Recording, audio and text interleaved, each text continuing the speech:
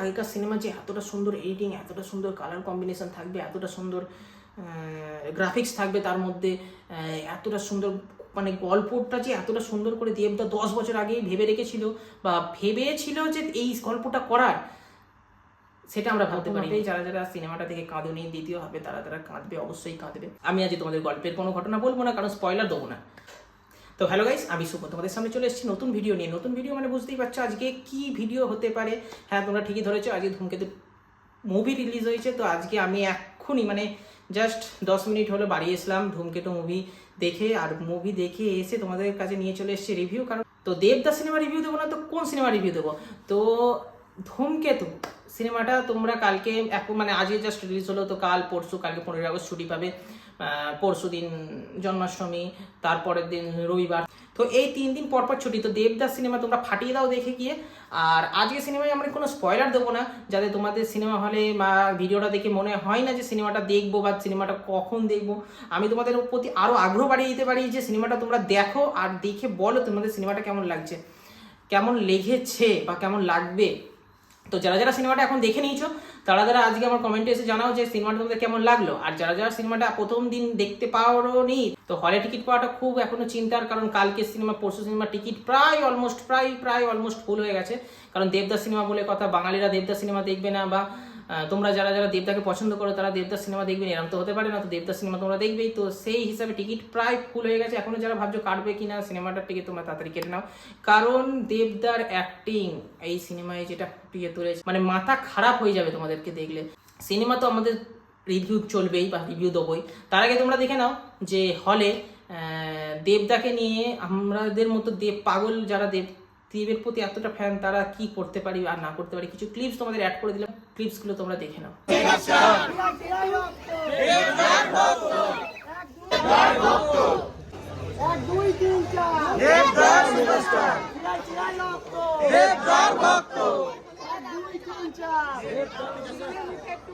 এক দুই তিন চার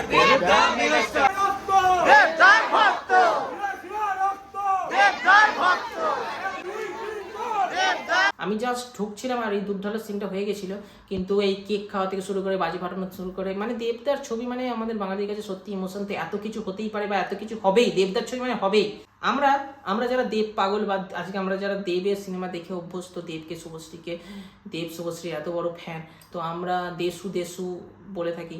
কিন্তু আজকের পর আর আমাদের দেশু বলবো না, কারণ আজকের পর আমরা বলবো দেরু মানে দেব, আর রু মানে রুদ্রনীল ঘোষ। মানে এই সিনেমায় রুদ্রনীল ঘোষের যা অ্যাক্টিং, মানে দেবদার অ্যাক্টিং তো চরম লেভেলে, আমরা দেবদার অ্যাক্টিং নিয়ে কোনো কথা বলতে পারি না, কিন্তু রুদ্রনীল ঘোষের যে অ্যাক্টিং সেটা বড় কথা নয়। লাভ এক্সপ্রেসে দেবদা রুদ্রনীল যেভাবে কোলাপ করেছিল, মানে একসঙ্গে তাদের অ্যাক্টিং দেখিয়েছিল, কমেডির থেকে শুরু করে সমস্ত কিছু, কিন্তু এখানে আর কমেডিতে 1% কমেডিতে আসেনি। মানে ছোট ছোট ক্লিপ, ছোট ছোট জায়গা যেখানে আমরা ট্রেলারে দেখতে পেয়েছি, যে ছোট ছোট জায়গাগুলো আমরা ট্রেলারে পেয়েছি, সেই ছোট ছোট জায়গাটা কোথা থেকে এসছে সিনেমার মধ্যে ফুটিয়ে তোলানো হয়েছে। মানে দেবদা আমাদের যখন বলেছিল যে এই সিনেমাটাতে আমি সব দিয়েছি, একটা ইন্টারভিউতে বলেছিল, আর কৌশিক গাঙ্গুলিও বলেছিল যে এই সিনেমাটা দেখার পর তোমরা দেব শুভশ্রীর নাম হয়তো ভুলে যাবে, দেব শুভশ্রীর কেমিস্ট্রি হয়তো ভুলে যাবে, সিনেমাটা দেখে দেশু বা দেব শুভশ্রী আর করবে না।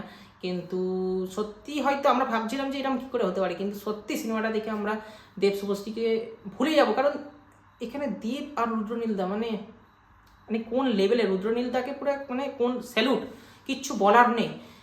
আর ভাবতে পারিনি, মানে কি আমরা ধারণাই করতে পারছি না যে 10 বছর আগে এরকম সিনেমা হতে পারে। তবে একটা জিনিস এটাও মানতে হবে যে 10 বছর আগে যদি এই সিনেমাটা বেরোতো, এটা হয়তো অসমাপ্ত প্রেমের কাহিনী হতো না, আর এটা একটা সমাপ্ত প্রেমের কাহিনী হতো। 10 বছর আগে এই সিনেমাটা হলে হয়তো মানুষজন এতটা ক্রেজ পেতো না, এতটা হয়তো ভিড় নাও হতে পারতো, এতটা হয়তো দেবদাস শুভশ্রীকে নিয়ে হয়তো পাগল নাও হতে পারতো। হ্যাঁ, 10 বছর আগে কার ইয়ং জেনারেশন দেব শুভশ্রীকে নিয়ে যতটা পাগল, আমার তো মনে হয় এখন দেব শুভশ্রীকে নিয়ে সেই ইয়ং জেনারেশন এখনও পাগল, আর এখনকার ইয়ং জেনারেশনও সেটাও পাগল।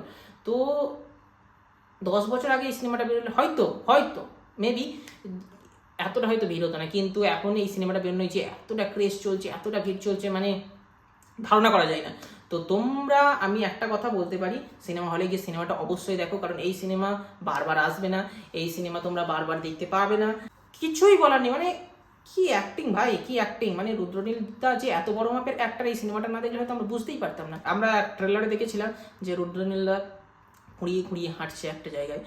কীভাবে রুদ্রনীল দা কী কারণে খুঁড়িয়ে খুঁড়িয়ে হাঁটছে, ওই ছোট্ট ছোট্ট জায়গাগুলো এখানে পয়েন্ট আউট করে তুলে ধরা হয়েছে।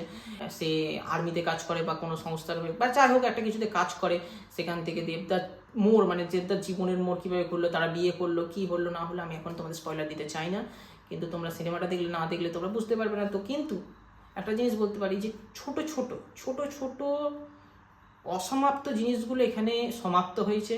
আর কিছু কিছু জিনিস যেগুলো আমরা ভাবতে পারিনি যে এরম হতে পারে, মানে গল্পের প্রতিটা ক্ষণে প্রতিটা মুহূর্তে একটা জায়গা থেকে আরেকটা জায়গায় কীভাবে মোড় ঘুরছে, সিনেমাটা না দেখলে তোমরা সত্যি ধারণা করতে পারবে না যে সিনেমাটা ওইভাবে মোড় ঘুরে যাবে ওই দিকে। তো শেষ পর্যন্ত বলে রাখি যে এটা একটা অসমাপ্ত প্রেমের কাহিনী, সিনেমার শেষে তোমাদের বলে দেবে, আর সিনেমার শুরুতেই তোমরা জানতে পারবে বা ট্রেলার দেখেও তোমরা বুঝতে পারছো এটা একটা অসমাপ্ত প্রেমের সত্যি কাহিনী। আর কিছু আমি বলবো না। এই যে দেবদা, আমরা বলতে পারি মানে তোমরা মানে যারা যারা এখন এই সিনেমাটা দেখোনি, তোমরা যারা যারা খাদান দেখেছো, তোমরা বলবে যে দেবদার পারফরমেন্স সব থেকে সেরা ছিল, তার থেকেও পারফরমেন্স ভালো ছিল যিশুদার খাদানে। কিন্তু এইখানে আমরা বলতে পারি যে দেবদার পারফরমেন্স সেরা ছিল, যেমন তার থেকেও পারফরমেন্স ভালো ছিল রুদ্রনীল ঘোষ। আর সিনেমাটা দেখো তোমরা, কাল কমেন্টে জানাও কে কে সিনেমাটা দেখলে আর কে কে দেখোনি এখনো, যে কালকে একদম একদম প্রথমে একদম গিয়ে সিনেমাটা তোমরা দেখো, একদম পপকর্ন কিনে নিয়ে গিয়ে, একদম কোল্ড ড্রিঙ্কস কিনে নিয়ে গিয়ে একসঙ্গে বসে সিনেমাটা দেখো, মজা করো। ধূমকেতুতে আমরা মেন একটা জিনিস দেখতে পাই যে এই সিনেমাটাই ইমোশনে ভরা, প্রচুর পরিমাণে ইমোশন। আমরা অ্যাকশন সিন খুবই কম দেখতে পাই, অ্যাকশন সিন আছে কিন্তু খুব কম আছে, কিন্তু ইমোশন প্রচুর আছে।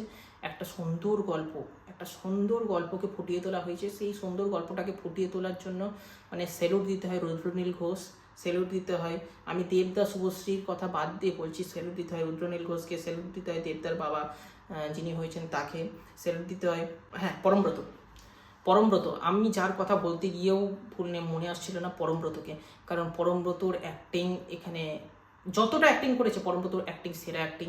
তোমরা জানো যে পরমব্রত এখানে অ্যাক্টিং খুবই কম, কিন্তু যেটুকুনি অ্যাক্টিং করেছে পরমব্রত ফাটিয়ে দিয়েছে। আর ওই জায়গায় ওই টাইমে যে পরমব্রত ছাড়া অন্য কাউকে মানাতো না। আর কিছুই না, সিনেমাটা তোমরা ভালো করে দেখো। তো যারা যারা এখন আমার চ্যানেলটাকে সাবস্ক্রাইব করে দাও, আর যারা যারা সাবস্ক্রাইব করে দিয়েছো তারা আবার সামনের ভিডিওর জন্য ওয়েট করো, কিছুদিনের মধ্যে ভিডিও আসছে। তো আজকে এই ভিডিওটা দেখো, লাইক করো, শেয়ার করো, সাবস্ক্রাইব করো, আর দেখা হচ্ছে আবার সামনের ভিডিওয়। ততক্ষণ গুড নাইট।